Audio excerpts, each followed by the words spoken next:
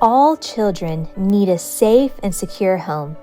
Unfortunately, that's not the case for many vulnerable children and youth across the nation. God's ordained solution for the hurting has always included the local church, and His answer for vulnerable children? Families.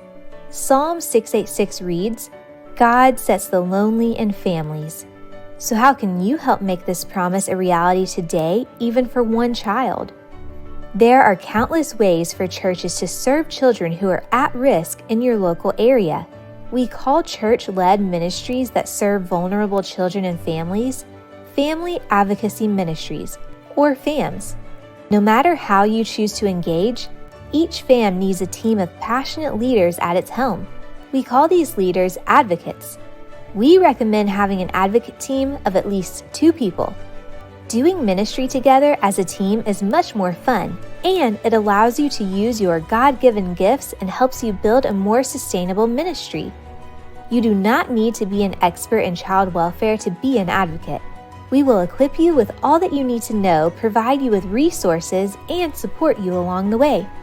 Each FAM is unique, and the ways your FAM will engage depends on the heart of your church congregation, the needs of children and families in your local community, and the time you can allot to serving in this role. Most advocates commit to at least 2 years of service, spending just 2 to 3 hours a week volunteering.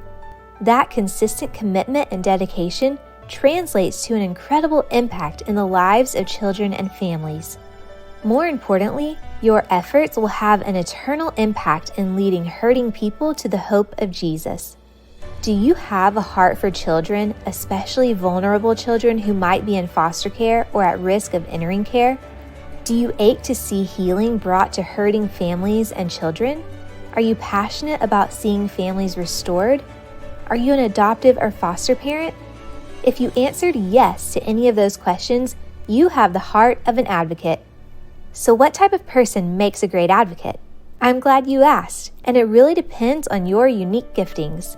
Some advocates work behind the scenes with their relational giftings to support and encourage frontline families and volunteers.